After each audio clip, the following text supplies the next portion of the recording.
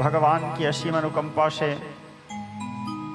पुनः आज आप और हम एक जगह एकत्र होकर सर्वेश्वर भगवान सदाशिव के पुण्यमयी गाथा चरित्र को श्रवण करने की जिज्ञासा को लेकर के बैठे हैं, जानने की जिज्ञासा को लेकर के। निर्गुण निर्विशेष निराकार व्यक्त ब्रह्म की सगुण साकार लीला, जिसमें मैं कल आप लोगों को सृष्टि निरूपण की कुछ चर्चा वर्णन कर रहा था कि ब्रह्मा जी की उत्पत्ति कैसे हुआ, भगवान विष्णु जी कैसे आए, भगवान शंकर जो निर्गुण निराकार हैं सगुण साकार रूप लेकर के कैलाश में कैसे विराजमान हुए, और फिर ब्रह्मा जी के द्वारा बनाए गए सृष्टि पृथ्वी आकाश अंतरिक्ष जल वायु अग्नि इत्यादि तत्व निरूपण करते हुए मनु और शत्रुपा की कथा, और मनु और शत्रुपा के द्वारा फिर 3 बेटियों का जन्म हुआ, आकुची प्रसूति देवहूति, तीनों कन्याओं की कथा आप लोगों को कल वर्णन किया, जिसमें आकुची नाम के कन्या को रुचि प्रजापति को प्रदान किए, जिसके यहाँ यज्ञ नारायण का आगमन हुआ। दूसरी बेटी जो थी जिसका नाम था देवहूति, उनको कर्दम मुनि को प्रदान किए। कर्दम मुनि के यहाँ फिर पंचमे कपिलो नाम, भगवान के 24 अवतार में 5वें नंबर के जो अवतार हैं कपिल नारायण के अवतार, जिन्होंने अपने माता को सांख्य शास्त्र सुनाया, उनके कथा भी संसार गर्भित रूप से आप लोगों को बताया। फिर महाराज मनु के 3री नंबर की जो बेटी थी जिसका नाम था प्रसूति, उन्हें दक्ष प्रजापति को प्रदान किया गया, और दक्ष प्रजापति के घर में फिर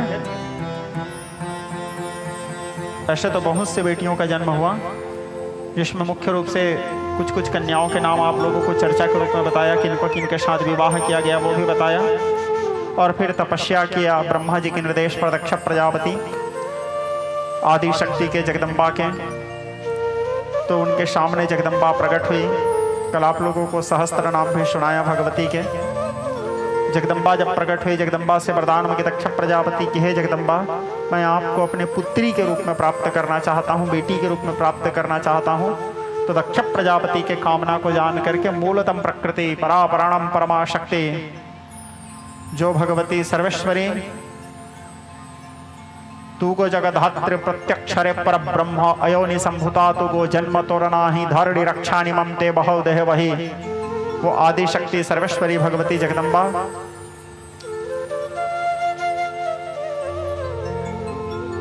इस धराधाम में अवतरित हुई, और जन्म लेने के बाद सब लोग भगवती का नाम रखे सती, सब लोग उनके दर्शन करने आए। ये सारा कथा मैं आप लोगों को बताया कल की कथा में।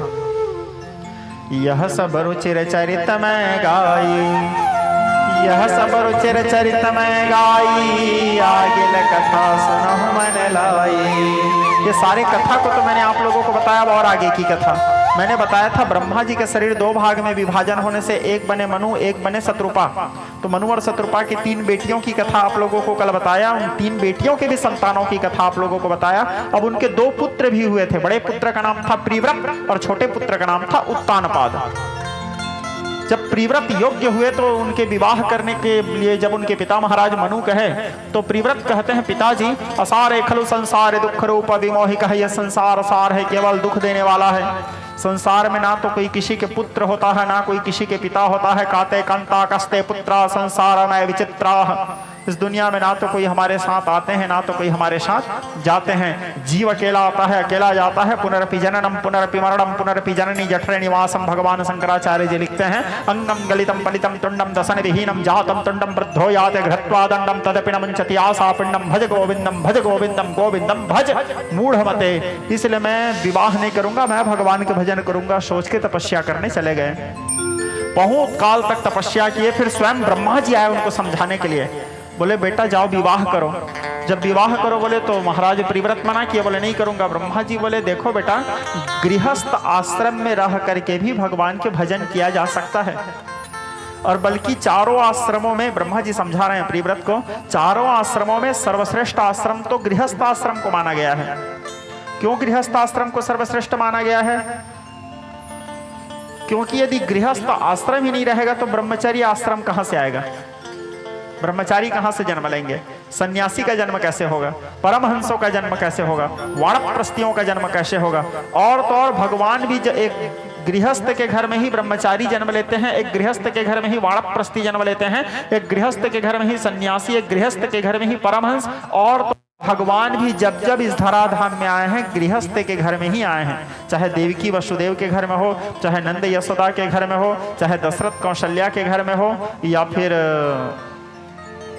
कश्यप अदिति के घर में हो, और हमारे जगन्नाथ जी के भी माता पिता इंद्रदुम्न महाराज और गुंडीचा रानी कहलाते हैं, है ना। तो गृहस्थ, एक गृहस्थ के घर में ही भगवान का आगमन होता है जब भी इस धराधाम में भगवान आते हैं। गृहस्थ आश्रम ही नहीं रहेगा तो आएंगे कहां से। और बस गृहस्थ आश्रम का पालन कैसे करना है ये हमको जानना आवश्यक है।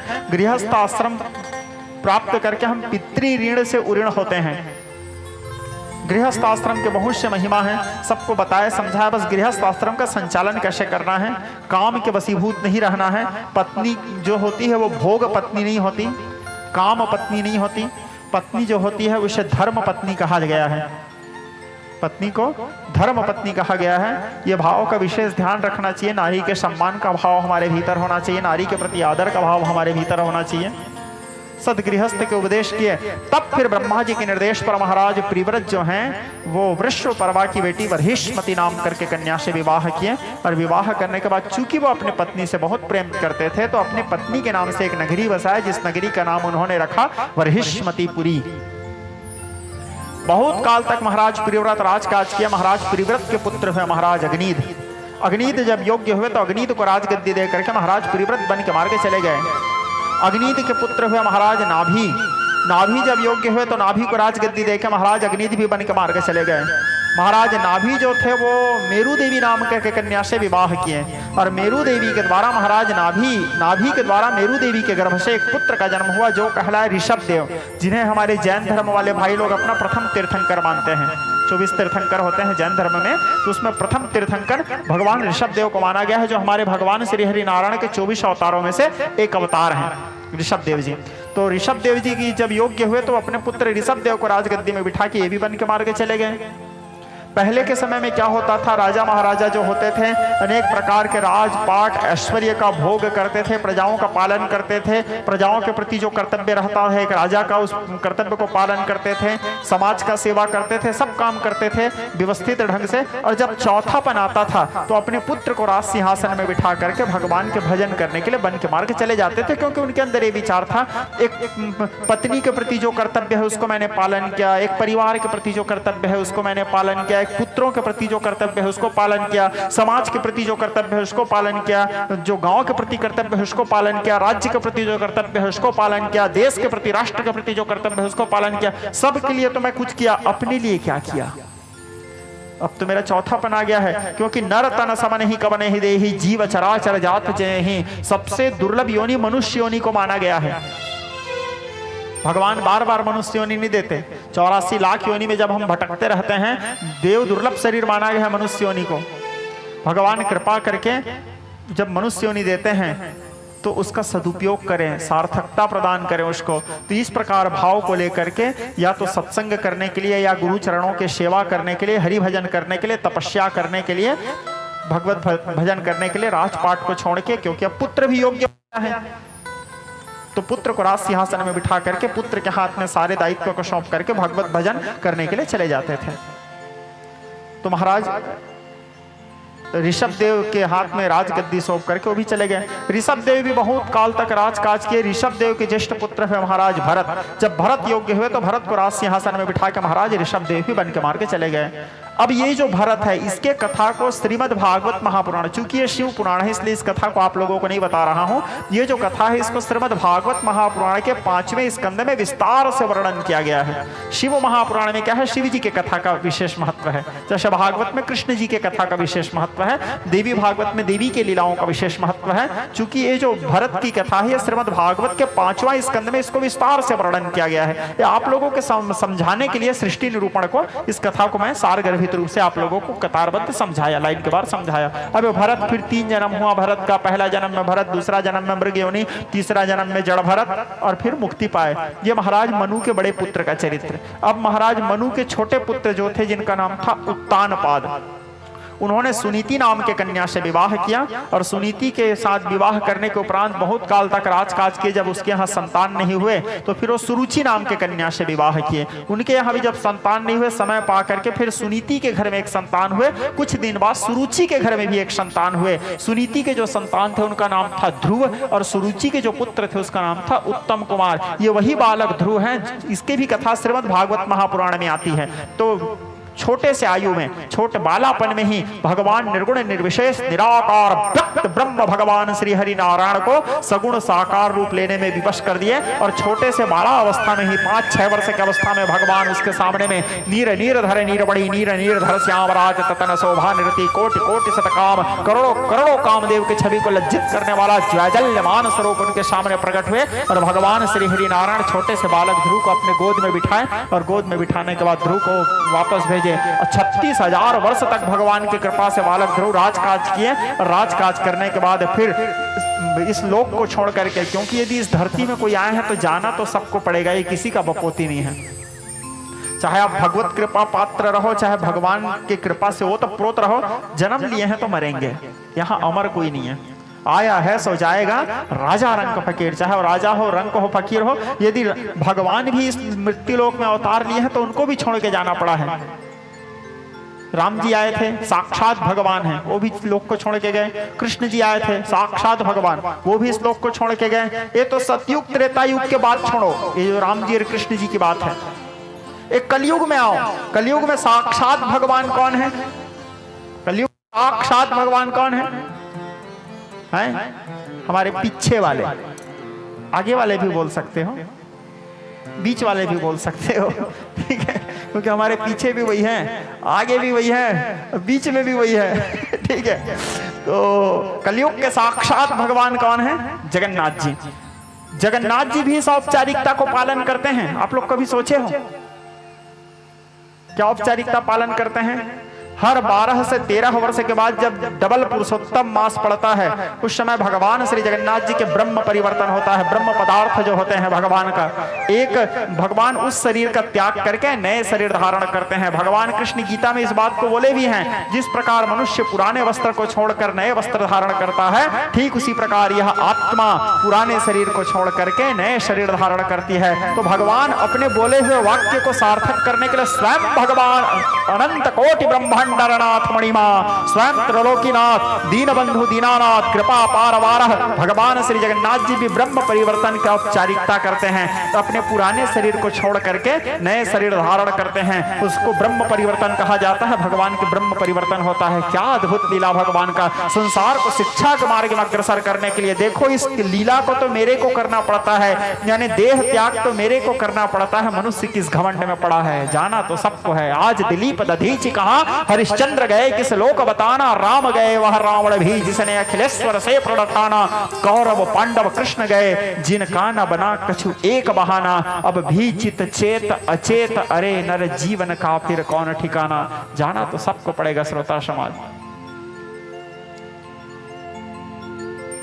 तो वह बालक ध्रुव सदेह सशरीर काल के सिर में पैर रख करके उत्तर दिशा में आप लोग देखना सप्तर्षि मंडल तारागण, सप्तर्षि मंडल दिखते हैं सप्तर तारागण के रूप में। तो सप्तर्षि मंडल के बीच में ध्रुव तारा के रूप में जाकर के विराजमान हुए, भाषमान हुए। जब हमारे सनातन धर्म में शादी ब्याह होता है तो उसी ध्रुव तारा को साक्षी मानते हैं, पीला चावल छीट करके। हमारे विवाह के साक्षी कौन है? तो ध्रुव जी हैं। क्यों? क्योंकि सूर्य को साक्षी मान नहीं सकते, सूर्य दिन को बस रहते हैं, रात को। चंद्रमा को साक्षी मान नहीं सकते, चंद्रमा रात को रहते हैं, दिन को। लेकिन ध्रुव जो हैं, ध्रुव तारा जो हैं, वो दिन और रात रहते हैं। इसलिए जब विवाह होता है, आप लोग विवाह किए होंगे, अनुभव किए होंगे, पूरा शादी कंप्लीट होने के बाद, विवाह का जो भी रीति नीति कंप्लीट होने के बाद उत्तर दिशा की तरफ पंडित जी लोग मुंह करवाते हैं और पीला चावल छिटवाते हैं, ध्रुव जी के प्रार्थना कराते हैं, भैया हमारे विवाह के साक्षी ध्रुव तारा जी हैं। तो इस ध्रुव जी के चरित्र, तो यह सब रुचिर चरित्र में गाई, आगिल कथा सुनो मन लाई। अब फिर उसी कथा में आओ। कौन से कथा में? दक्ष प्रजापति की कथा। ये महाराज मनु की 3 बेटी, आकुति, प्रसूति, देवहूति, 2 पुत्र प्रियव्रत और उत्तानपाद, 5 के कथाओं को मैंने बताया। श्री सूत जी महाराज से शौनक आदि ऋषि प्रश्न किए कि हे सूत जी महाराज, क्योंकि सूत जी महाराज इन सारे कथा को बता रहे हैं। कहाँ बता रहे हैं? तीर्थराज प्रयाग में। पूछे कि हे सूत जी महाराज, आप कृपा करके बताओ, माता सती के जन्म होने के बाद उनका विवाह शिव जी के साथ कैसे हुआ। शिव जी तो बैरागी हैं, उसको न सम्मान का मोह न अपमान का भय, न संसार से कुछ लेना न संसार को कुछ देना, तो उनके साथ विवाह से हुआ। फिर हम तो सुने हैं कि माता सती देह त्याग भी कर दी थी, तो माता सती देह त्याग क्यों की? हमने तो ये भी सुना था कि माता पार्वती के साथ भी शिव जी का विवाह हुआ था, तो माता सती को छोड़ करके पार्वती के साथ उनका विवाह कैसे हुआ? कृपा करके इन सारे कथाओं को आप हमारे वास्ते वर्णन कीजिए। इस प्रकार शौनक आदि ऋषि जब सूत जी महाराज से, पुराण कहने वाले गोसाई से प्रश्न किए, तब श्री सूत जी महाराज शौनक आदि ऋषियों से कह, ऋषियों माता सती के जन्म होने के बाद सभी ऋषि मुनि उनको देखने के लिए आए। धीरे धीरे माता सती युवावस्था को प्राप्त हुई। ब्रह्मा जी के कहने पर, ब्रह्मा जी के निर्देश पर माता सती का विवाह भगवान शिव के साथ किया गया। क्योंकि ब्रह्मा जी, कल के कथा में आप लोगों को विस्तार से बताया था, ब्रह्मा जी भगवान सदाशिव से कहे थे कि हे प्रभु, मैं सृष्टि के कार्य को नहीं कर पा रहा हूं, आप मुझे शक्ति प्रदान करो। तब भगवान सदाशिव अपने शक्ति को अपने से पृथक करके ब्रह्मा जी को प्रदान किए थे, और उसी शक्ति के बल से, उसी शक्ति के सहारा से, कृपा से, करुणा से ब्रह्मा जी पूरे संसार का सृजन किए थे। आज वही शक्ति छोटी सी बालिका बन करके ब्रह्मा जी के निर्देश पर जब दक्ष प्रजापति तपस्या किए तो उनके घर में जन्म लिए। तो जब युवावस्था को प्राप्त हुए तो माता सती का विवाह ब्रह्मा जी ही अपने द्वारा दिए गए वचन को सिद्ध करने के लिए भगवान शिव जी के साथ करवाए। अब शिव जी माता सती को साथ में लेकर के कैलाश में बड़े आनंद पूर्वक निवास करने लगे। एक दिन भोले बाबा के अंदर इच्छा हुआ कि शादी हुए कुछ दिन हो गया, बड़े दिन हो गया, हम राम कथा नहीं सुने हैं, चलो राम कथा सुनने जाते हैं। ये भोले बाबा के अंदर इच्छा हुआ, तो भोले बाबा क्या किए, माता सती को अपने साथ में लेकर के राम कथा सुनने के लिए गए। क्योंकि जब सत्संग में जाएं, गुरु के पास जाएं, कोई तीर्थ में जाएं, तो अपने धर्म पत्नी को साथ में लेके जाना चाहिए, क्योंकि उनका नाम ही धर्म पत्नी है। किसी भी धर्म कार्य में उसको अपने साथ रखना चाहिए। तो माता पार्वती सती को साथ में लेके जाऊं, मन में विचार आया।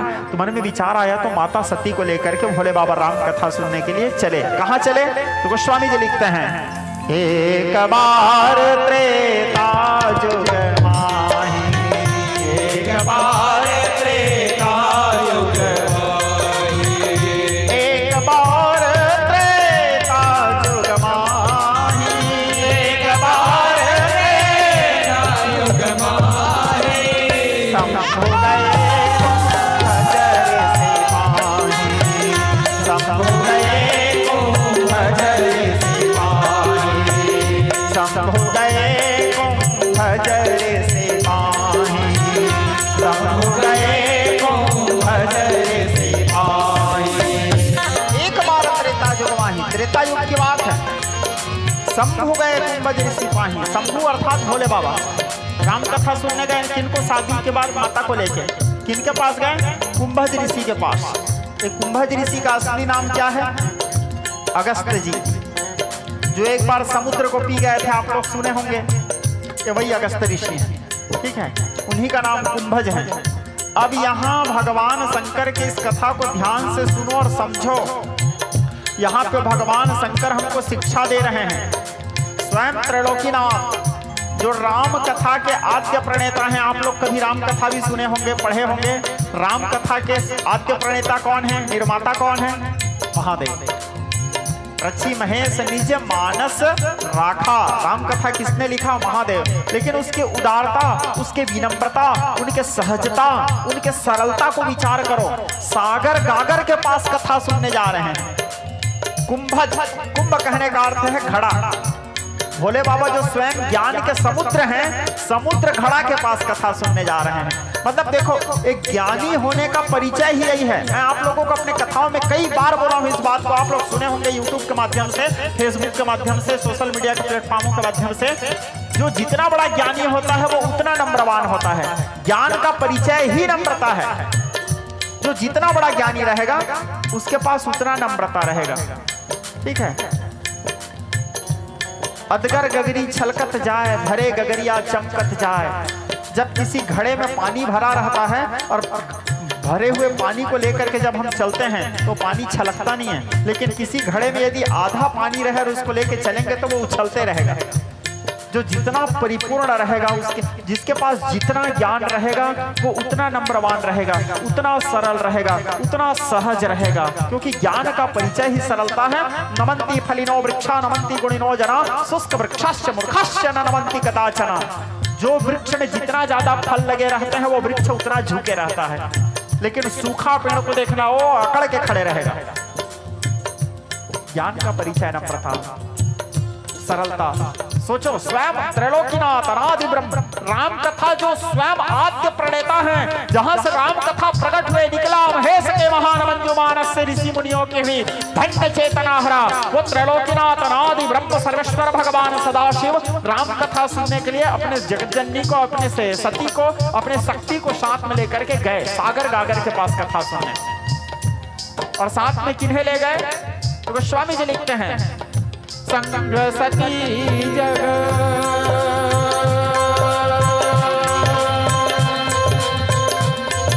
संग सते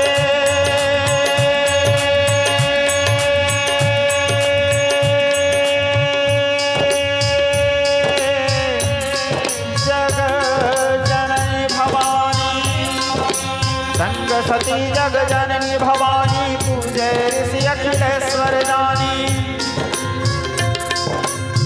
साथ में सती, जगजननी और भवानी तीन पद को लेकर के जगदम्बा चली है। सती, जगजननी, भवानी तीन पद के साथ। लेकिन भोले बाबा के सरलता को देखो, अकेले भोले बाबा गए हैं। एक बार त्रेता जग माही शंभु गए गुंबज ऋषि माही, शंभु बस गए हैं।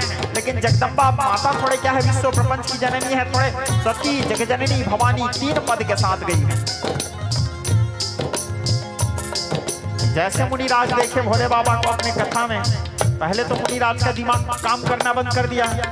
मुनिराज बहुत अच्छे कथावाचक हैं कुंभज ऋषि भी, लेकिन फिर भी महादेव महादेव हैं, आदि वक्ता हैं भगवान महादेव। महादेव जो हैं आदि वक्ता हैं सब। कुंभज ऋषि का दिमाग काम नहीं किया। बेटा पूजा, ये बताओ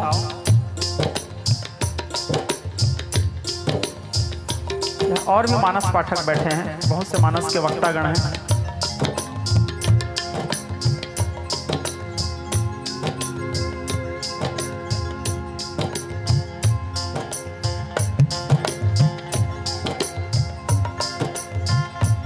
राम कथा सबसे पहले कौन सुना है? पार्वती जी। ठीक, वेरी गुड। कौन सुना राम कथा सबसे पहले? आप लोग बताइए। 15 साल से कथा सुन रहे हैं आप लोग। हाँ ठीक है, गजब। तो फिर तुलसीदास जी जैसे आप लोग सुनते होंगे, बाबा गोस्वामी जी लिखते हैं, रचि महेश निज मानस राखा, पाए सुसमय शिवासन भाखा।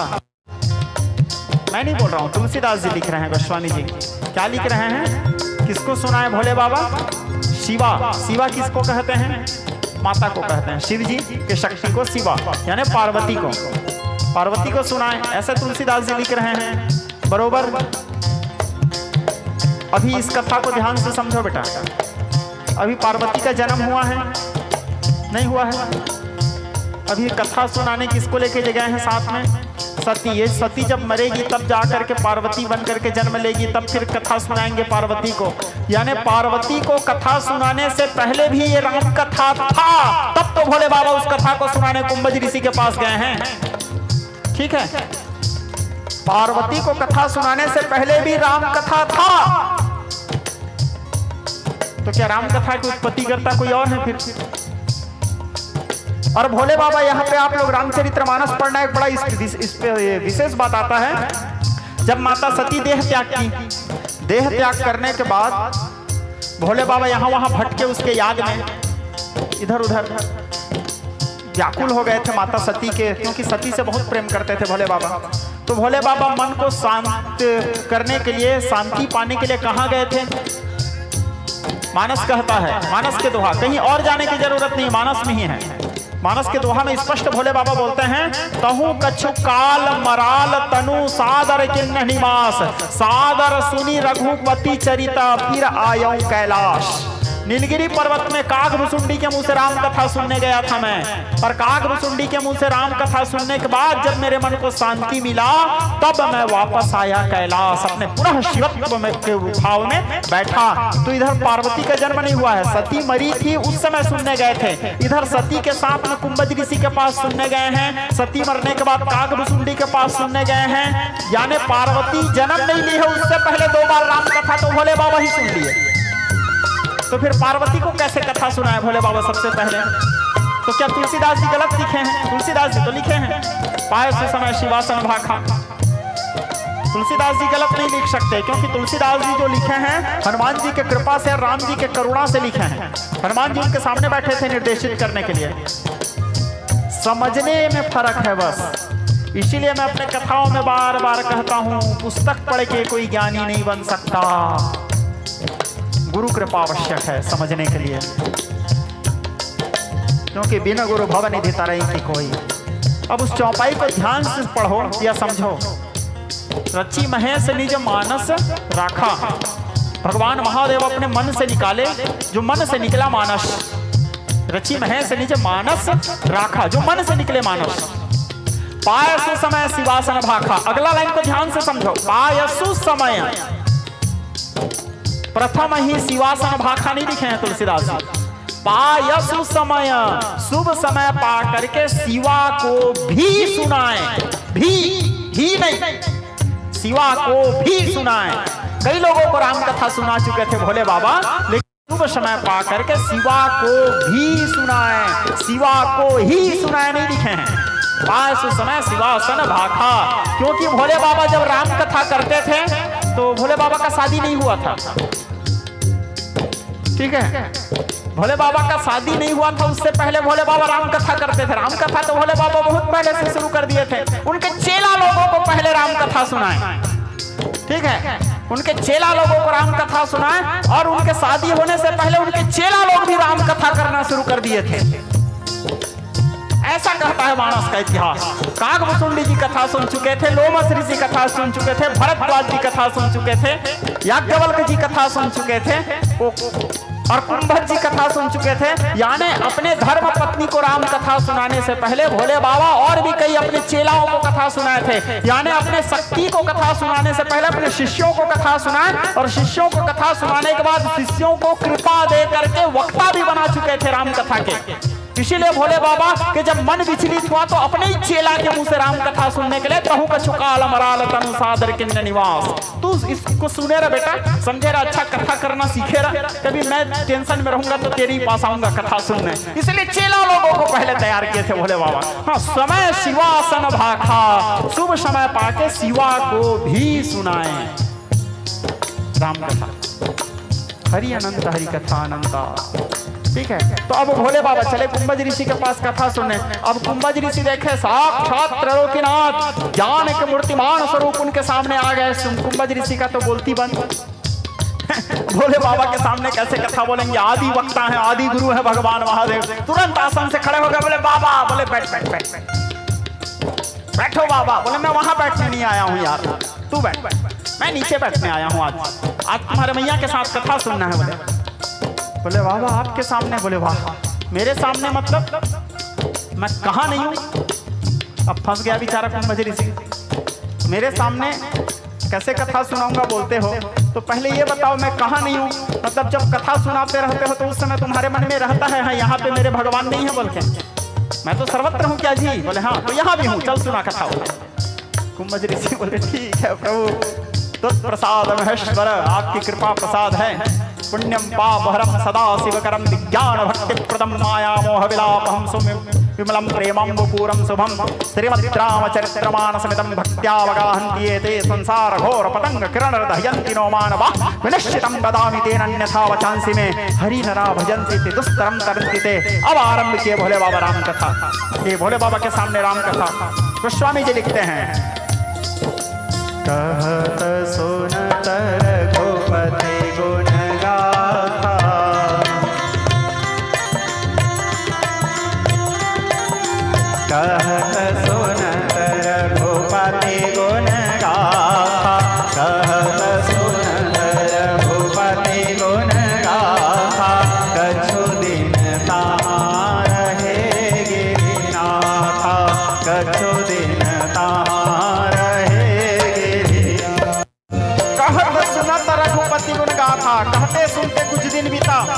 बोले बाबा वहां बड़े भाव से कथा सुन रहे हैं, क्योंकि कथा कोई भी कहे बोल तो मेरे प्रभु के कथा रहे हैं, बड़े चाव से कथा सुन रहे हैं, नम्रता सहजता उनके देखो चेला के मुंह से सुन रहे हैं,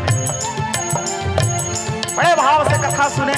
माता का मन नहीं लगा कथा में, माता सोचती है इतना दूर ले आए जी कथा सुनाने, शादी हुआ है कोई अच्छा जगह लेके जाते घुमाने उमाने सत्संग कराने ले आए बोले।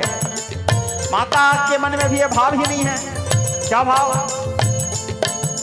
सत्संग दुर्लभ संसारा,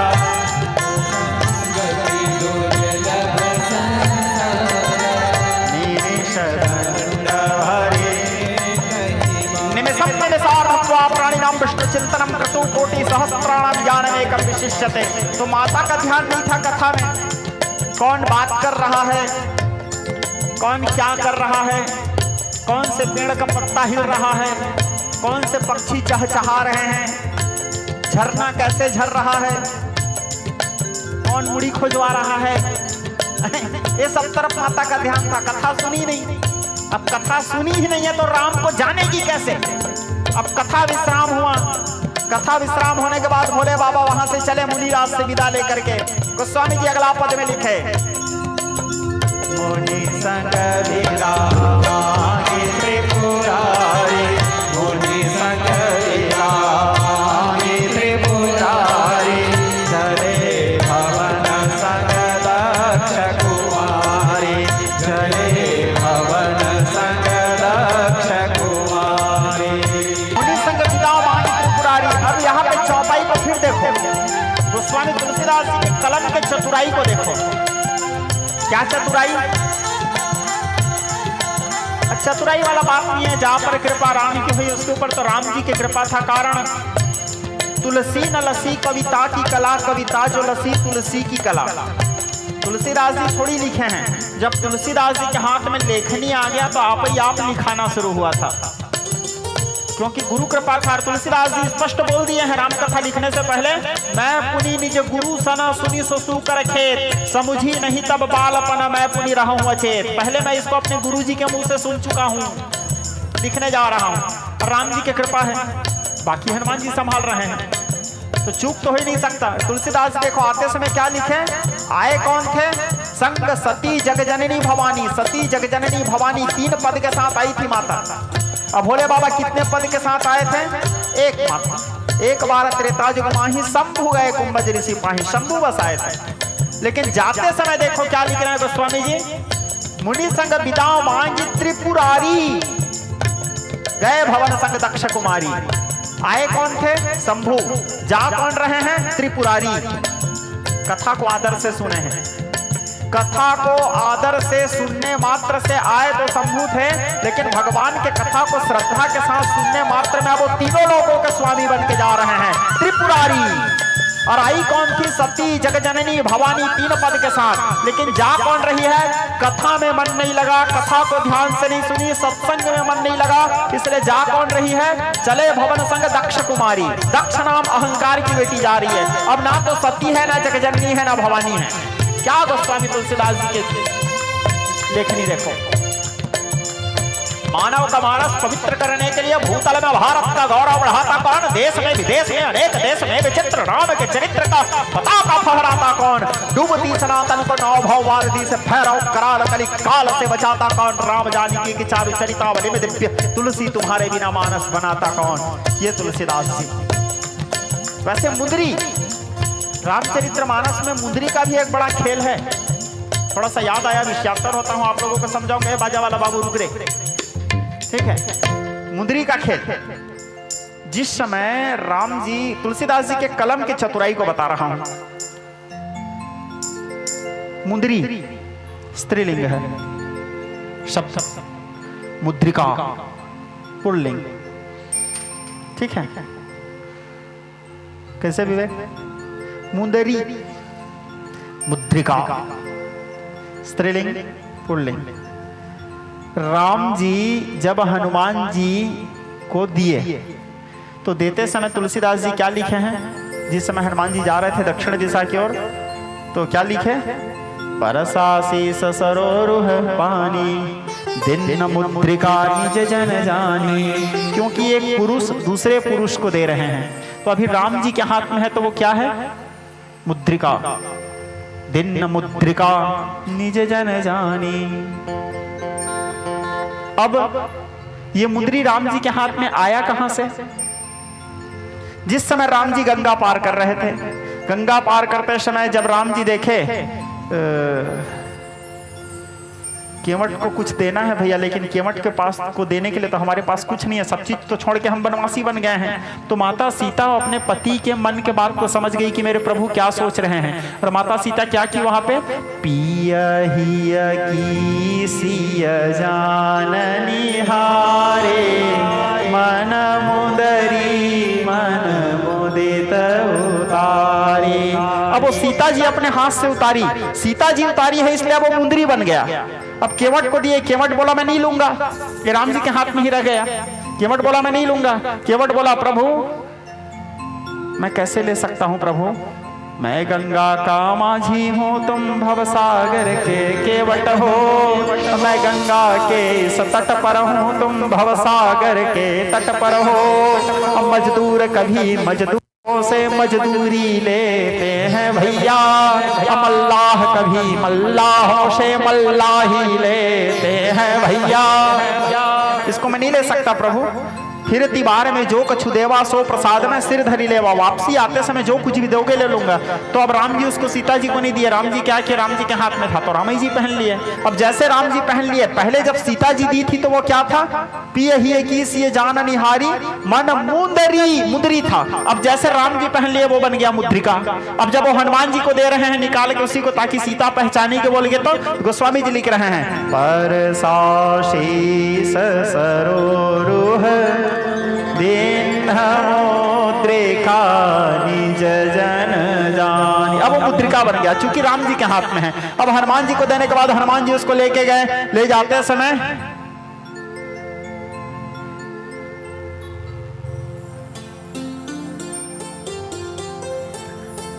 मुद्रिका को अपने मुंह में डाल के लिए समुद्र के उस पार चौपाई आ रहा है। मेले मुख माही जल धिलांगी गए अचरज माही, प्रभु मुद्रिका। अब जैसे हनुमान जी के हाथ में है, राम जी के हाथ में है, वो फिर मुद्रिका बन गया। अब हनुमान जी गए उस पार जाने के बाद अशोक वृक्ष के ऊपर चढ़े, रावण आए, अनेक प्रकार के तरास दिखाए सीता जी को, सब अनुचरी करो प्रण तोरा, एक बार विलोक ममोरा अस्तु खैर। एक बार विलोक ममोरा का एक अलग अर्थ है, तो उसको फिर व्याख्या करना शुरू कर दूंगा तो फिर मैं तो यहीं पे हम लोग घुस जाएंगे। फिर शिव जी का बिहाव कब कराएंगे जी? ठीक है, राम कथा को छोड़ो, तो आपको समझाने के लिए सारगर्भित रूप से आया था। तो हनुमान जी अब वो वृक्ष के ऊपर बैठे हैं, पुण्य पुण्य हृदय विचार करी, दिन मुद्रिका डारी तब। अब हनुमान जी के हाथ में है, तो हनुमान जी के हाथ में है तो फिर तुलसीदास जी क्या लिखे चौपाई में? मुद्रिका, दिन मुद्रिका डारी तब। अब जैसे मुद्रिका डारने के बाद सीता जी उसको उठाई, सीता जी जैसे उठाई तो फिर तुलसीदास जी के कलम के चतुराई देखो क्या लिखते हैं सीता जी के हाथ में पढ़ते ही, चकित चितौदरी पहचान, फिर मुद्री बन गया।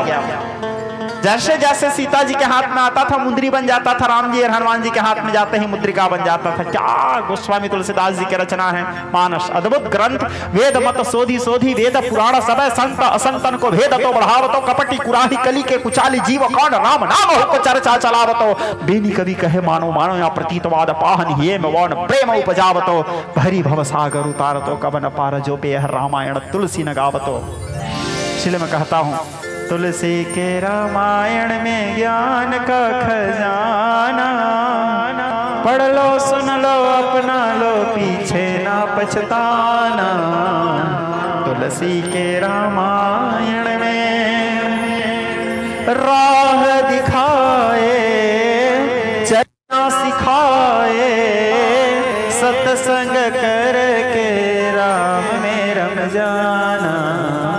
तुलसी के रामायण में ज्ञान का खजाना, पीछे ना पछताना।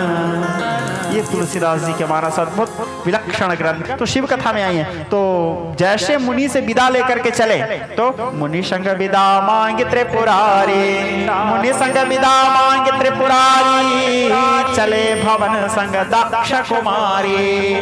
दक्ष नाम अहंकार की बेटी के साथ चले।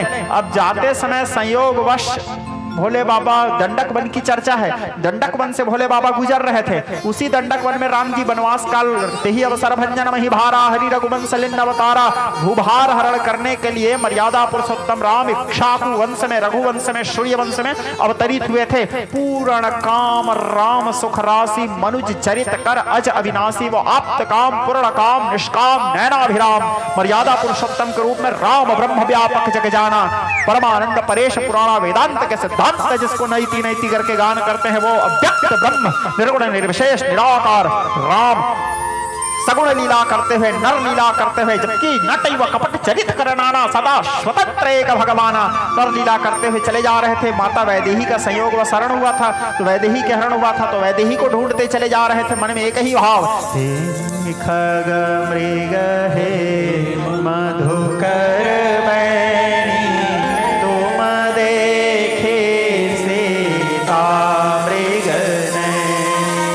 सीता जी को ढूंढते चले जा रहे हैं। पत्रों से पूछ रहे हैं, तरुओं से पूछ रहे हैं, लताओं से पूछ रहे हैं, पंछियों से पूछ रहे हैं, क्या तुमने मेरे मृगनयनी सीता को कहीं देखा?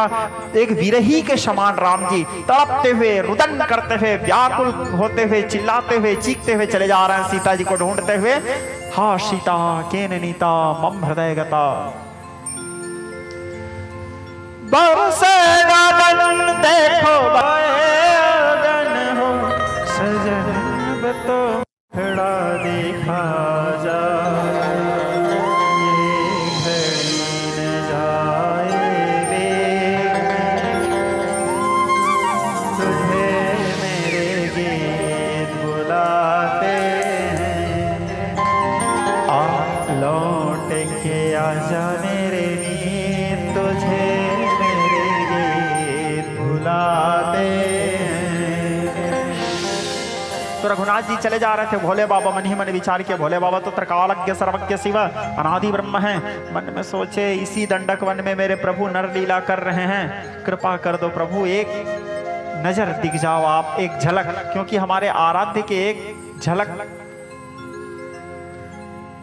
एक नजर कृपा के कर दो सांवरिया गिरधारी, सांवरिया गिरधारे, सांवरिया गिरधारी, गिरधारी बनवारी, गिरधारी बनवारी, गिरधारी बनवारी,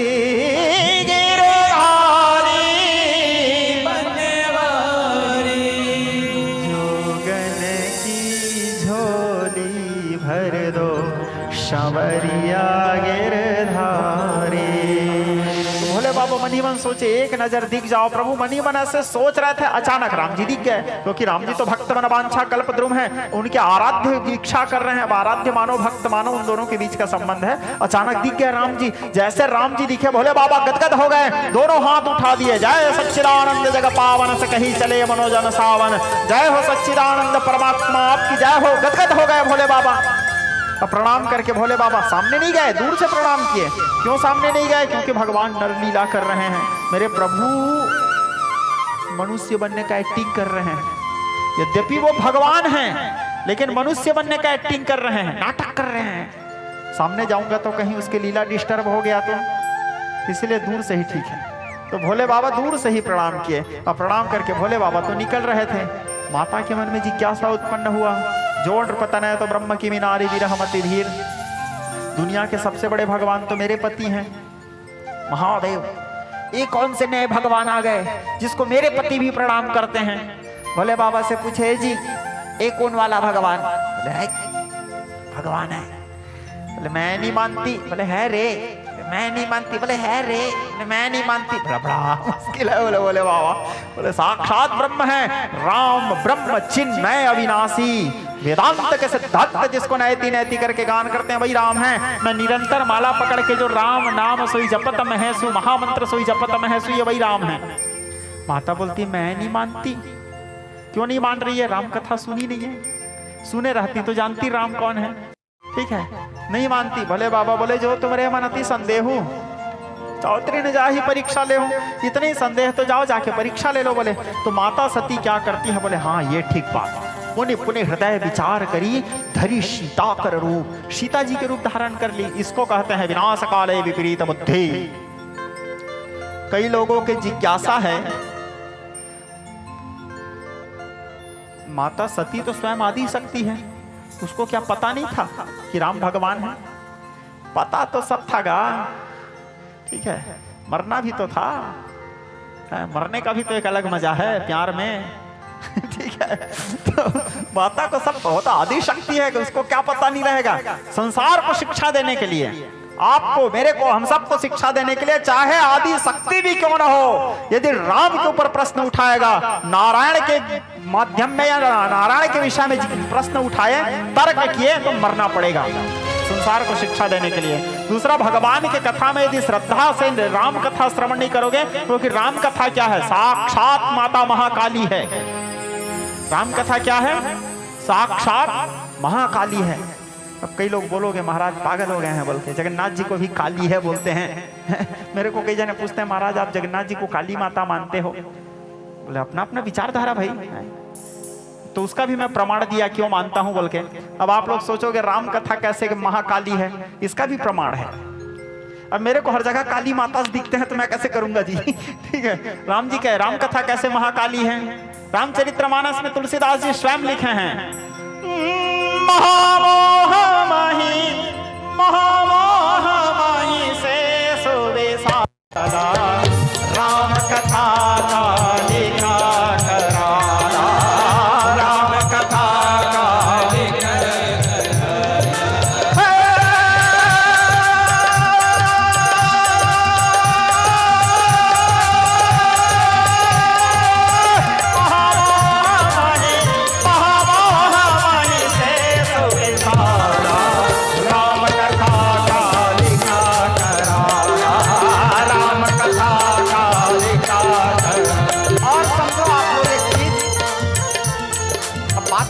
बता रहा हूं, बाकी तो राम कथा नहीं बताऊंगा क्योंकि राम कथा का प्रसंग है। जितने भी पुराण हैं उसके आदि वक्ता कौन है?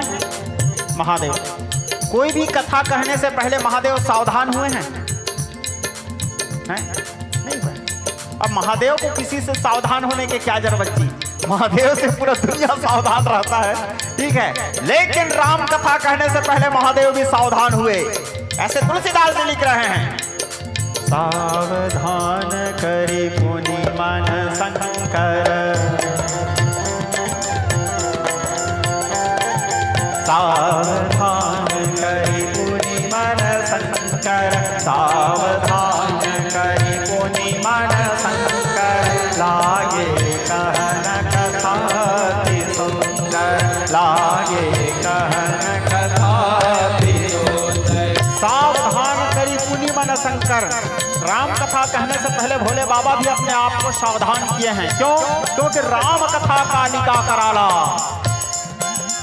राम कथा कालिका कराला, गोस्वामी जी लिख रहे हैं। तो राम कथा क्या है? साक्षात आदि काली भगवती आद्या काली है, कालिका कराला, ठीक है। अस्तु छोड़ो। तो विज्ञ स्नेही स्वजन, यहाँ पे माता क्या करती है? पुनि पुनि हृदय विचार करी धरी सीता कर रूप, सीता जी के रूप धारण की। संसार को शिक्षा देने के लिए सारे लीला कर रहे हैं भगवान सांब सदाशिव, अंबिका सहित सदाशिव, कि देखो भाई राम जी के विषय में कहीं अनेक प्रकार के भाव आ गए, और सीधा सा सिद्धांत है नारायण जी के विषय में या नारायण जी के मामले में जो भी आएंगे शिव जी को प्रिय हो ही नहीं सकते, चाहे वो स्वयं के शक्ति क्यों न हो। ये भी शिक्षा देना है, चाहे मेरा शक्ति भी क्यों न हो, यदि नारायण की विरोध में जाएगी तो त्यागूंगा,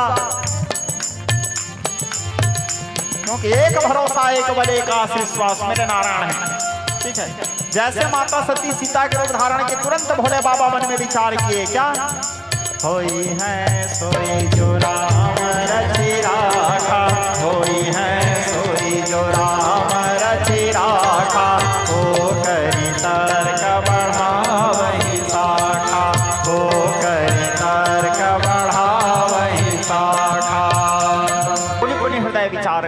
सीता कर रूप, सीता जी के रूप धारण किए। अब सीता जी के रूप धारण करके माता क्या करती है, पहुंची राम जी के पास। और राम जी के पास पहुंचने के बाद राम जी से कहती है, प्रभु चलो अयोध्या वापस लौट चलें। राम जी देखे, बोले हैं ये तो मेरे साथ छल हो रहा है। राम जी स्वयं तो लीला मर्यादा पुरुषोत्तम है, लेकिन राम जी तो अपने आप में सामर्थ्यवान है। रघुनाथ जी हाथ जोड़ के कहे, माता, यद्यपि वो सीता जी के रूप में है, लेकिन राम जी कहे, माँ विपिन अकेली फिरही के ही हेतु इस जंगल में अकेले क्यों विचरण कर रहे हो माता?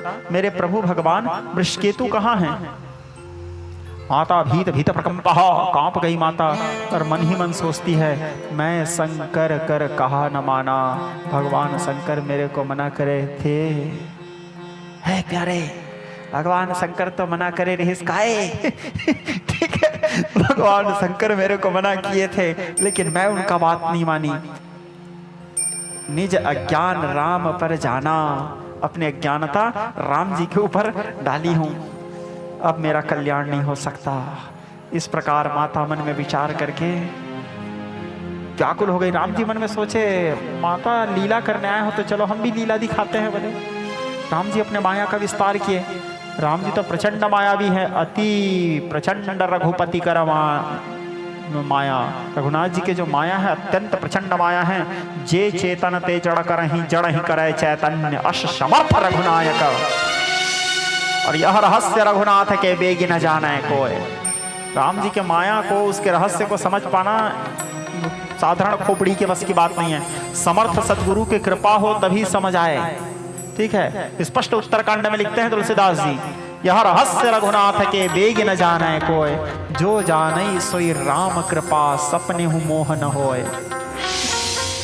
रघुनाथ जी जब अपने माया का विस्तार किए तो माता सती क्या देखती है, राम ही राम दिखे चहुओर, चारों ओर राम सीताराम सीताराम सीताराम सीताराम। माता व्याकुल हो गई, नैन मूंदी चरणन सिर नावा, नैन बंद करती है, रघुनाथ जी के चरणार बिंद की वंदना करती है। मन ही मन शिव जी के स्मरण करने लगी। शिव जी के प्रार्थना करते हुए कहती है, पशूनाम पतिम पापनाशम परेशान गजेंद्र कृतिम वसानां वरण्यां जटाजूट मध्ये स्फुरद् गंगावारिं महादेवमेकं स्मरामि स्मरारिं।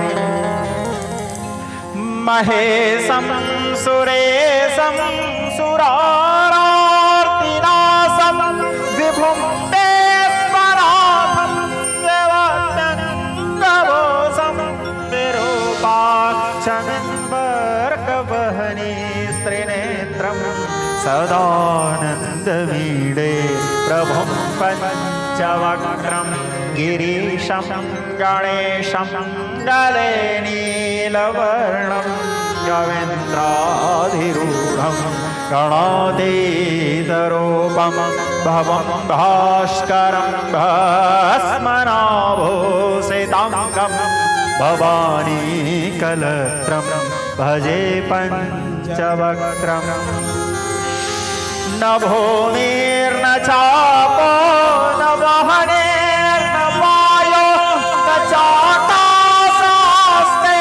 न तन्द्रा न निद्रा न ग्रीष्मो न शीतं न देशो न वेशो न यस्यांसि मूर्ति त्रिमूर्ति समीरे अयं शाश्वतं कारणं कारणानां शिवं केवलं भासकं भाषकानां तुरीयं तव पारमाद्यन्तयेनं प्रपदे परं पावनं द्वैतहीनम्। जब माता प्रार्थना करती है, जैसे शिव जी के स्मरण की राम जी तत्काल अपने माया को समेट लिए, क्योंकि जहाँ पे वैरागी सदा शिव के स्मरण भी होता है, राम जी वहाँ पे माया का विस्तार नहीं करते, क्योंकि वो परम वैरागी हैं। तो तत्काल राम जी अपने माया को समेट लिए। माया को समेटने के बाद माता सती वहाँ से वापस आई भोले बाबा के पास। जब वापस आई तो भोले बाबा पूछे, सती तुमने मेरे प्रभु का परीक्षा लिया? माता सती झूठ कहती है ना, कछु न परीक्षा लेन्ह गोसाई, अकेन्ह प्रणाम तुम्हारे ना। मैंने कोई परीक्षा नहीं लिया प्रभु, जैसे जाके आप प्रणाम किए थे वैसे ही मैं प्रणाम करके आई हूँ। लेकिन महादेव तो त्रिकालज्ञ सर्वज्ञ शिव, महादेव तो त्रिकालदर्शी हैं। बोले बाबा समझ गए, हाँ ये तो झूठ बोल रही है। महादेव मन ही मन विचार किए, बोले आहा सती, सब तो ठीक था, ये तुमने ठीक नहीं किया। अभी तक तो तुम्हारा प्रश्न अन्य विषय में था, तुम मेरे राम के लिए प्रश्न मन में ले आए। राम तर्क का विषय नहीं है, तर्क न सके बुद्धिमन वाणी। इतने पर जो मान ही शंका, तेन रमंद मूढ़ तिरंका, आराध्य के ऊपर प्रश्न उठाए हो। और दूसरा, मेरे माँ के रूप को धारण कर लिए तुम, माँ के स्थान को लेना चाहे सती तुम।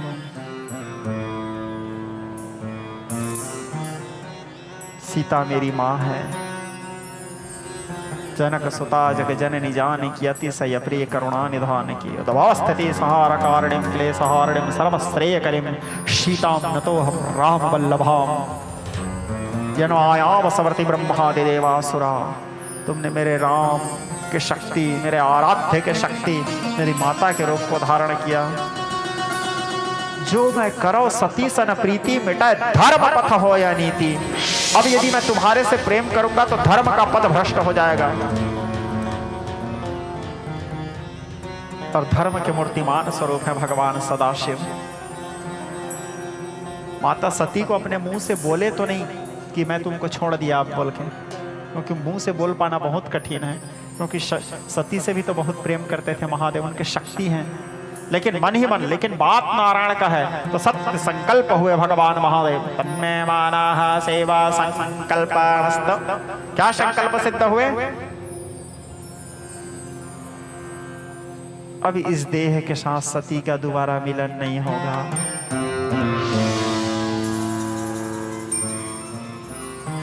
देवता लोग, आकाश मार्ग, पूरा ब्रह्मांड कांप उठा, क्योंकि सती जैसे नारी का त्याग भगवान महादेव कर रहे हैं, स्वयं शक्ति का त्याग शिव कर रहे हैं। देवता लोग कहे शिव समको रघुपति व्रतधारी, बिनु अघ तजे सती अस नारी। रघुनाथ जी के सच्चा भक्त महादेव से बड़े और कौन हो सकते हैं, जो सती जैसे नारी का त्याग कर दिए।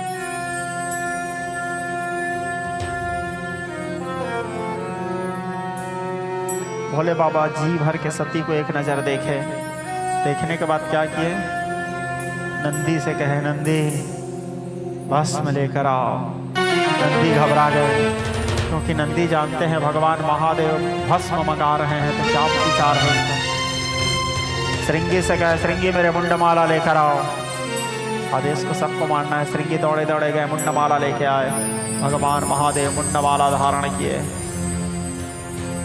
पूरे शरीर में चिता भस्म कृत स्नानम, भस्मादि लेपन किए, अपने जटाओं को संवारे, शंकर सहज स्वरूप समान। ध्यान से सती को जी भर के एक नजर देखे, तुमने क्या कर दिया सती? मौन हो गए भगवान महादेव, और मौन होकर सती को देखते देखते नेत्र बंद किए। नेत्र बंद किए तो भोले बाबा को समाधि लग गया। और ये समाधि 1-2 दिन वाला समाधि नहीं था, इससे पहले भी भोले बाबा समाधि में जाते थे, कभी 10 मिनट में वापस आ जाते थे, क्योंकि समाधि का कोई समय नहीं रहता। कभी क्षण भर में वापस आ जाते थे, कभी 1 दिन, कभी 2 दिन, कभी 1-8 महीना, कभी 2 महीना। लेकिन इस बार का जो समाधि है, बैठी समाधि अखंडा पारा, अखंड समाधि 87,000 वर्ष, 1000 2000 भी नहीं, 100-200 वर्ष भी नहीं, 87,000 वर्ष समाधि में चले गए भगवान महादेव।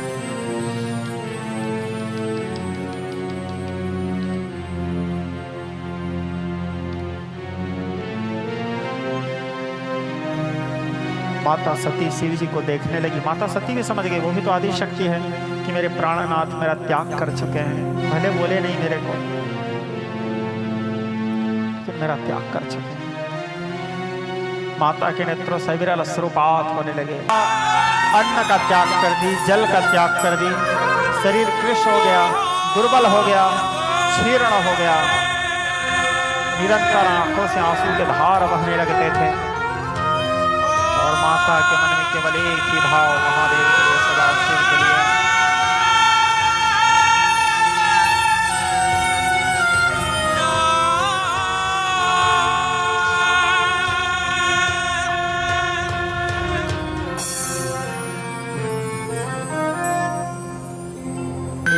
पल माता सती के लिए प्रार्थ के समान बीतने लगा, एक एक क्षण माता के लिए युग युग के समान बीतने लगा। शिव जी के वियोग में माता सती का शरीर कृष्ण हो गया, दुर्बल हो गया, क्षीण हो गया।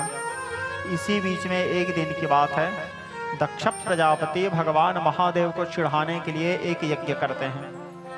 उस यज्ञ में संसार के सारे देवी देवताओं को बुलाए, सभी ऋषि मुनियों को बुलाए, भोले बाबा बस को नहीं बुलाए। भोले बाबा को नहीं बुलाए तो सब लोग अपने अपने दिव्य दिव्य विमान में बैठ बैठ के जा रहे थे तो सती के माता देखती है सब लोग अपने अपने विमान में बैठ के जा रहे हैं। सती के दो सहेली, एक का नाम जया, एक का नाम विजया, स्कंद पुराण के अनुसार। जया विजया से कहे, जाओ जया विजया पता लगाओ ये सब लोग कहाँ जा रहे हैं। आके देखे, बोले कहाँ जा रहे हो? बोले अरे तुम लोगों को पता नहीं, सती के पिताजी के यहाँ बहुत विराट यज्ञ हो रहा है। जया विजया आकर के बताए, सखी माता सती से कहे, मैया आपके पिताजी के यहाँ बहुत बृहद यज्ञ हो रहा है। माता सती को बड़ा क्षोभ हुआ। माता सती सोचती है पिता के घर में कोई आयोजन होता है तो उसमें अहम भूमिका बेटी का ही होता है। इतने बड़े आयोजन हो रहा है, पिताजी हमको याद भी नहीं किया, हमको बुलाए भी नहीं। माता सती को बड़ा क्षोभ हुआ, निमंत्रण तक नहीं दिए। फिर भी बाप होता है बेटी के लिए, बाप जैसा भी रहे। माता सती को इच्छा हुआ मैं जाऊं, पिताजी बहुत दिन हो गया पिताजी से नहीं मिला हूं, पिताजी के चरण बंदन करूं, पिताजी के दर्शन करूं, माता के चरण बंदन करूं, माता के दर्शन करूं, सखील सहेलियों से मिलूं। इस प्रकार मन में भावना को लेकर के माता सती जाने के विचार करती है। लेकिन माता सती जा नहीं सकती। क्यों नहीं जा सकती? क्योंकि भोले बाबा समाधि में बैठे हैं। विवाह के बाद बिना पति के आदेश से घर से जाना भी तो पातिव्रत धर्म के उल्लंघन है, सतीत्व का उल्लंघन है। और पति से पूछ नहीं सकती क्योंकि पति तो समाधि में बैठे हैं। लेकिन माता के अंदर जाने की इच्छा हुआ। सौनक आदि ऋषि सूत जिसे इसी यहीं पर प्रश्न करते हैं कि दक्ष के तो दामाद हैं भोले बाबा, तो भोले बाबा को क्यों नहीं बुलाए यज्ञ में? दक्ष को क्या चिढ़ था भोले बाबा से? बोले एक समय की बात है, ब्रह्म सभा लगा हुआ था, बड़ा अधिकार दक्ष जब पावा, दक्ष को जब प्रजापति बनाया गया, उत्तम अधिकार दिया गया, तो उस सभा में ब्रह्मा विष्णु महेश भी थे, सारे ऋषि मुनि थे, सारे देवी देवता थे। दक्ष जब आए तो दक्ष कौन है? मुखिया थे। मुखिया को देख के सब खड़े होते हैं, सब हाथ जोड़ते हैं, सब अभिवादन करते हैं। तो दक्ष को देख करके सभी लोग हाथ जोड़े, सभी उनका अभिवादन किया। भोले बाबा बस खड़े नहीं हुए। भोले बाबा के खड़े नहीं होने के पीछे कारण ये है, प्रायः अधिकांश समय भोले बाबा एक माला लेकर के राम राम राम राम राम राम जपते रहते हैं। महामंत्र सोई जपत महेशो निरंतर। भोले बाबा क्या है, व्यर्थ समय गंवाते ही नहीं है। ठीक है, और बीच बीच में कई लोग मिलने आ जाते हैं, महादेव महादेव ये समस्या है वो समस्या है, तो बल्कि उनका समय खराब होता है। ठीक है, कोई मिलने आ गए, कोई बैठने आ गए, लड़का की तबीयत खराब है, वो नौकरी लग जाए इत्यादि जो भी समस्या है। ठीक है, अस्तु। तो लेकिन भोले बाबा अधिकांश समय महामंत्र सोई जपत महेशो, प्रायः राम नाम का जाप करते हैं। आप लोग उनको जब भी देखे होंगे, एक माला पकड़े रहते हैं, आधा आंख बंद रहता है। देखे हो फोटो में? गा सही में तो महू नहीं देखे हूं, फोटो में टीवी में तो देखे होंगे, है ना? आधा आंख बंद रहता है। आधा आंख क्यों बंद रहता है? तो खैर कई ठो कारण है। ठीक है, आंखें लाल लाल रही थे। ठीक है, बहुत से कारण है भोले बाबा के। तो महामंत्र सोई जपत महेशो, निरंतर राम जी का ध्यान करते रहते हैं। भगवान रे चित्त चिंता और चरणों मुरारे, मुरारी के चरणारविंद के वंदना करते रहते हैं। तो उनको पता ही नहीं चला ससुर जी किस समय आ गए। ससुर जी भड़क गए, क्योंकि कोई दूसरा यदि हमारा सम्मान नहीं करेगा तो उतना तकलीफ नहीं होगा। यदि कोई हमारा अपना हो के हमारा अपमान करेगा तो हमको थोड़ा ज्यादा तकलीफ होता है, हट होता है। सब लोग खड़े हो रहे हैं, उन्हीं के दामाद खड़े नहीं हुए। अब उसको क्या पता, दामाद जी ध्यान में बैठे हैं। भोले बाबा को भी पता नहीं था, ससुर जी आ गए। अब दक्ष भड़क गए। अब भड़क गए तो अनेक प्रकार की गाली देने लगे। अब गाली देना है तो कोई आदमी तैयारी करके थोड़ी आता है क्या क्या गाली दूंगा बोल के, हैं? पहले से लिख के तैयारी करके, गाली देना है तो देना है, जो मुंह में निकल जाए। अनेक प्रकार के नरगल प्रलाप करने लगे, भोले बाबा के लिए दुर्वचनों के प्रयोग करने लगे। बेस जग से निराला पिए भंगा भर प्याला, सदा रहे मत वाला साथी भूतन बनाए हैं। ऐसा हृदया का काला काहे रखा नहीं, भला वरिया नेत्र में ज्वाला जटा शेष बढ़ाए हैं। गाला सोहे मुंड माला कर डमरू विशाला, सदा ओढ़े मृग छाला चेता भस्म लगाए हैं। ये संसार में रहने वाला, मरघट में निवास करने वाला, अनेक प्रकार के भोले बाबा की निंदा करने लगे। बोले संसार में रहने वाला, भस्मादि धारण करने वाला, सब लोग सुंदर केसर कस्तूरी गोलोचन आदि धारण करते हैं, ये मरघट का राख लगाता है। अनेक प्रकार की निंदा की। भोले बाबा सोचे मैं तो हूं, न सम्मान का मोह, न अपमान का भय, न शत्रु, न मित्र, न कोई अपना, न पराया, न संसार से कुछ लेना, न संसार को कुछ देना। पर जब कभी धर्म के नाम पे किए जाने वाला आडंबर पक्षपात का आधार बनेगा, मैं उसका विनाश अवश्य करूंगा। यह सिद्धांत है भोले बाबा का। भोले बाबा बोले अभी तक तो शांत हूं, ससुर जी भड़के हुए हैं, ससुर जी तो शांत हो जाएंगे, मैं भड़क गया तो कौन शांत करेगा। ठीक है, मैं भड़क गया तो फिर तो विनाश है। चकार चंड तांडव तनोतु नः शिव शिवम, से अच्छा मैं चला जाता हूँ यहाँ से। बोले भोले बाबा उठाए कर अभ्रम त्रिशूलम वहां से चले गए। अब भोले बाबा चले गए तो भोले बाबा को फर्क नहीं पड़ा, वो तो बैरागी, उनके चेला लोग तो अनुरागी हैं। वो भड़क गए। नंदी कहने लगे मूढ़दक्ष, तो मेरे प्रभु का अपमान क्या है, जा मैं तुझे श्राप देता हूँ, परमार्थ के सभी वस्तुओं से तू च्युत हो जा। नंदी भी सारे शिवगणों को ले गए। अब यही रिस को भजाने के लिए, इसी क्रोध को भजाने के लिए, इस रार को शांत करने के लिए दक्ष यज्ञ करता है। सबको बुलाए, शिव को नहीं बुलाऊंगा, शिव पूजा का अधिकारी नहीं है। यज्ञ में कोई भाग नहीं दिए और सब लोग गए। माता सती के अंदर भी इच्छा हुआ जाने का। उसी समय संयोग बस गोस्वामी जी लिखते हैं मानस में, बीते सम्मत सहस सतासी, तजे समाधि शंभो अविनाशी।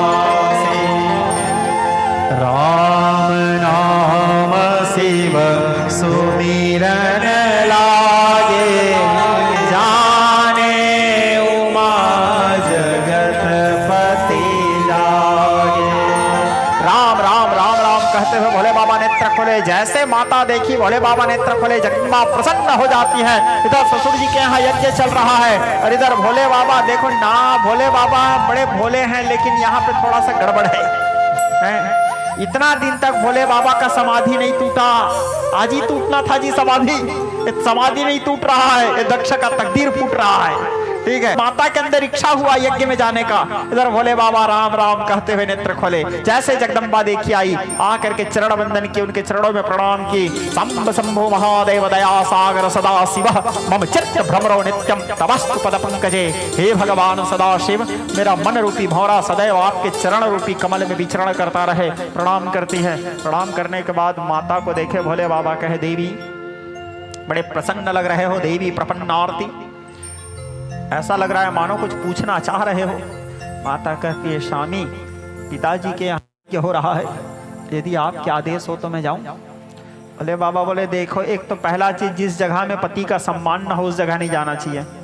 दूसरा, तुम्हारे पिता मेरे से द्वेष करते हैं, मेरे निंदा करते हैं, वहां जाओगे वो मेरे को गाली देंगे, अपने कानों से पति की निंदा सुनोगे, तुम्हारे लिए उचित नहीं है वो। और दूसरी बात, तुम्हारा जाना वहां उचित नहीं है सती, निमंत्रण भी नहीं मिला है, बिना निमंत्रण के जाना भी उचित नहीं है।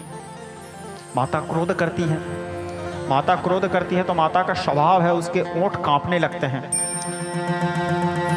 सुरललना तथे तथे तथा विनयत्तर नृत्यरते कृतकुतकुतदोदृदाड़ि ताल पतोमलगानरते तुक्तुकुटुतुकुट छन्द मृदत्तनिधीर मृदङ्गनिराजयते।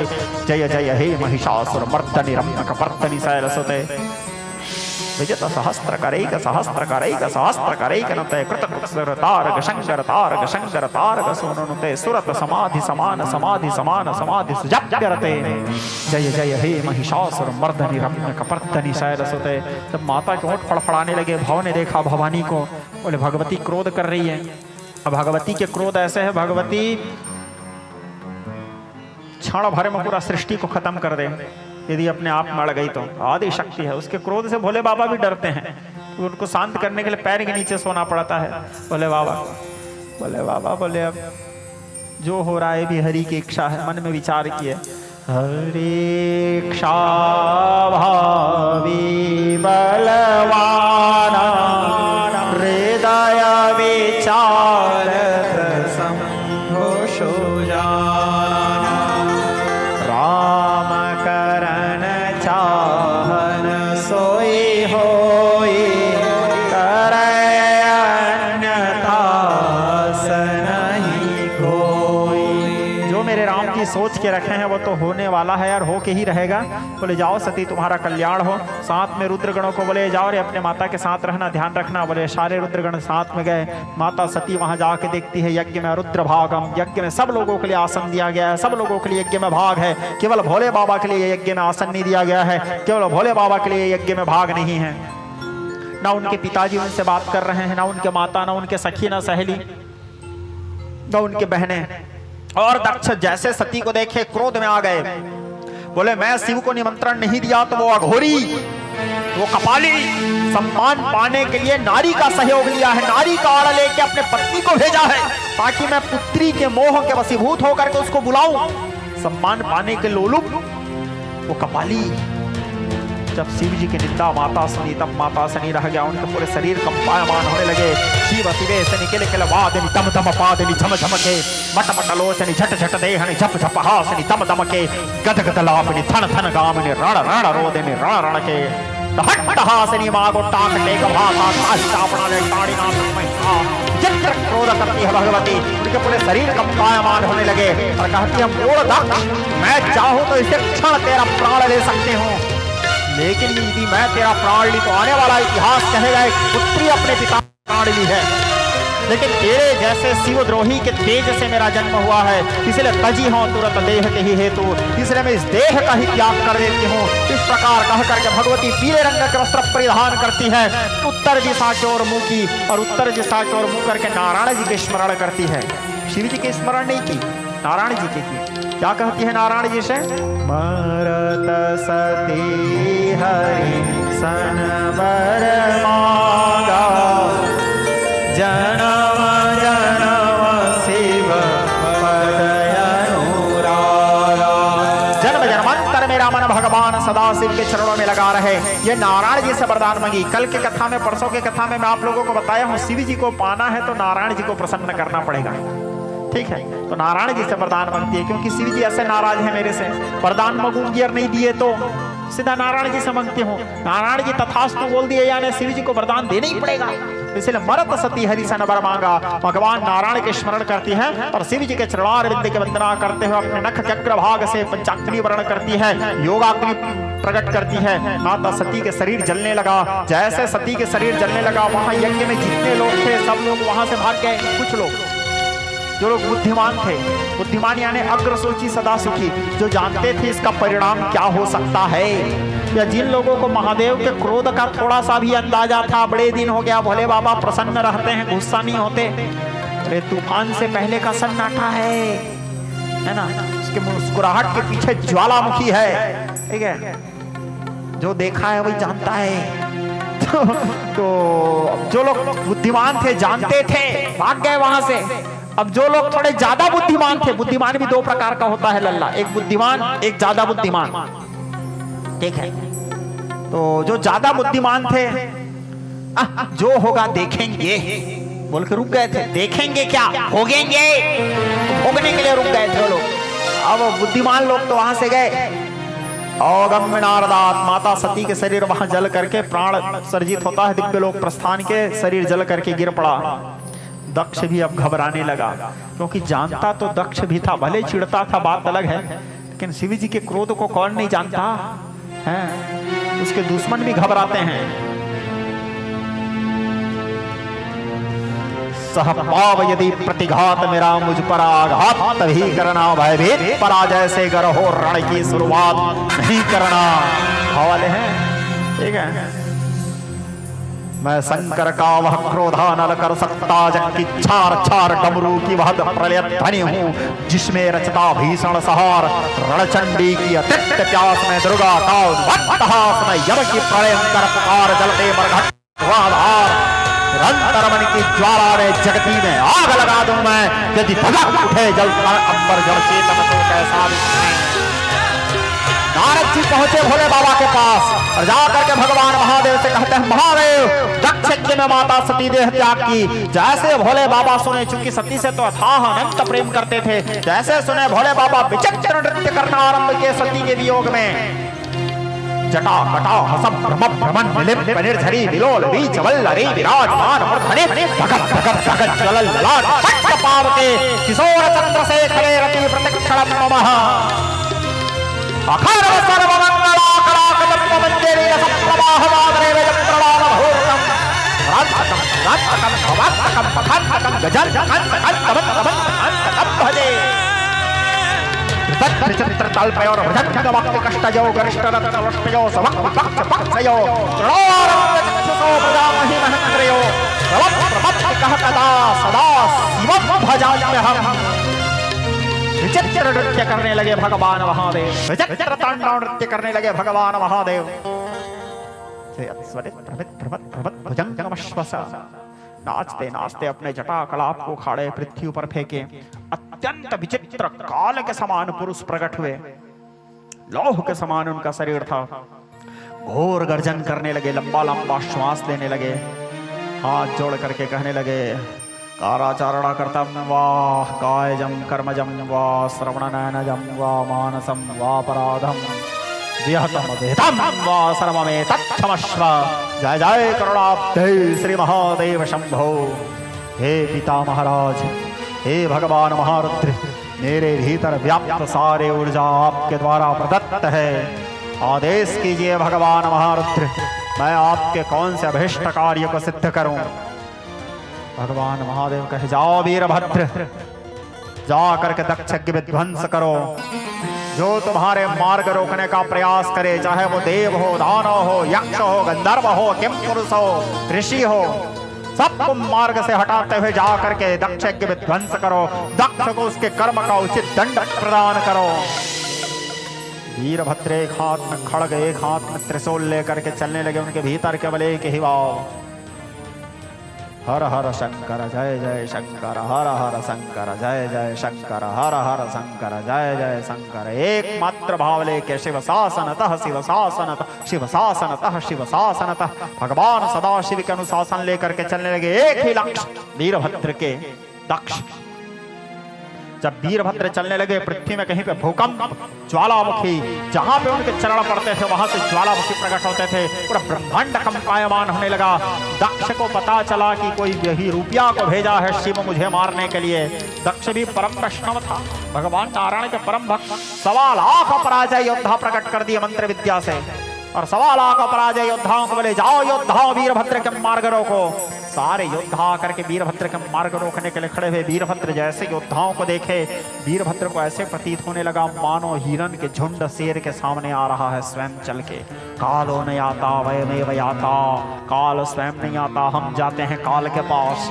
वीरभद्र 1.25 लाख अपराजय योद्धाओं के ऊपर जय घोष करते हुए हर हर हर हर महादेव कहते हुए कूदे। क्षण भर में सारे योद्धा खत्म।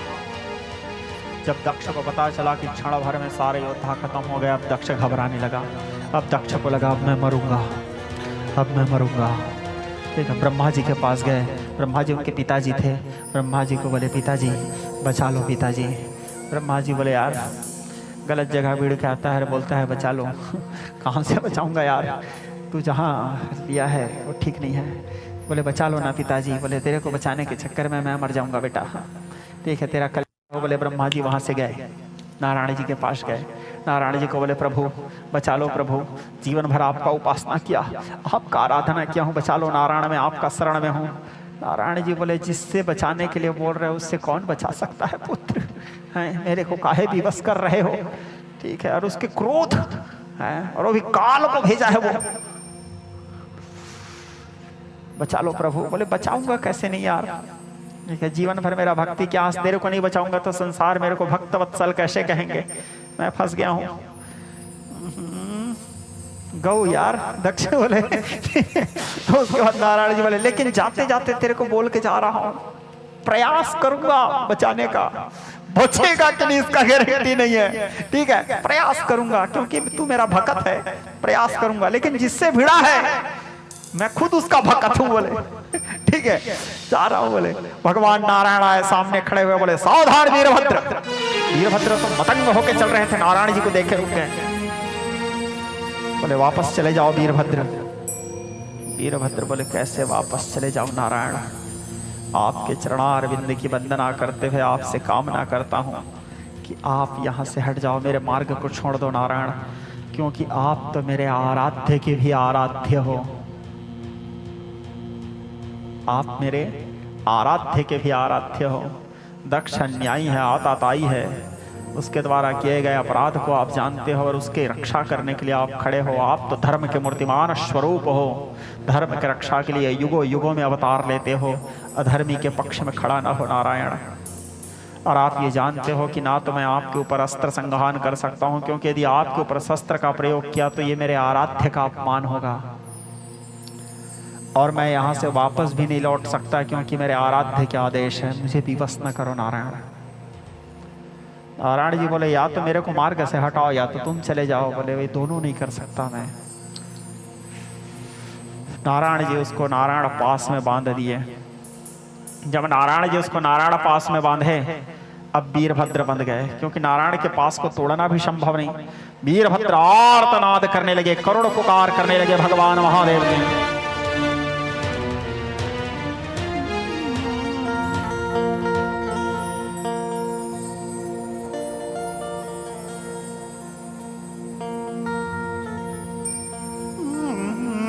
महिन्न पारन्ते परम वेदो सोयद्य सदृशे स्तोतेर ब्रह्मादीनामपि तवसन्नास्पैगिर अथवाच्य सर्वा स्वमति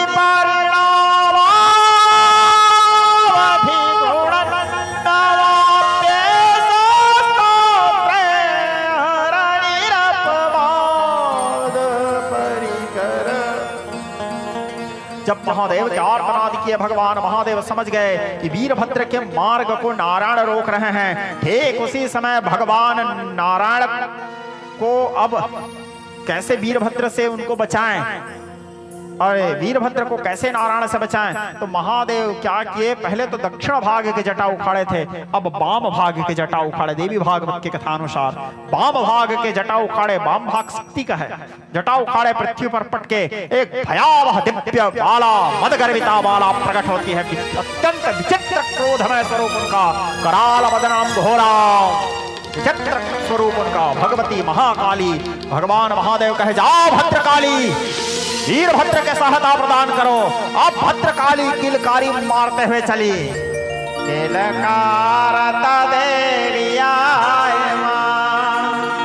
अब बजाए ताल चनीटा, अब बजाए ताल चनीटा, हनुमत चरण। भगवती अत्यंत क्रोध करके चलती है। माता भद्रकाली वीरभद्र के सहायता प्रदान करने के लिए जाती है। वीरभद्र के भीतर में जैसे दिव्य शक्ति के रूप में प्रवेश होती है। वीरभद्र महादेव के कृपा से ओतप्रोत होकर के नारायण पाश से मुक्त हुए। नारायण जी तुरंत समझ गए अब महादेव का क्रोध और प्रबल हो रहा है ना। टेकार को जानते हो आप लोग? टेकार क्या बोलते हो आप लोग?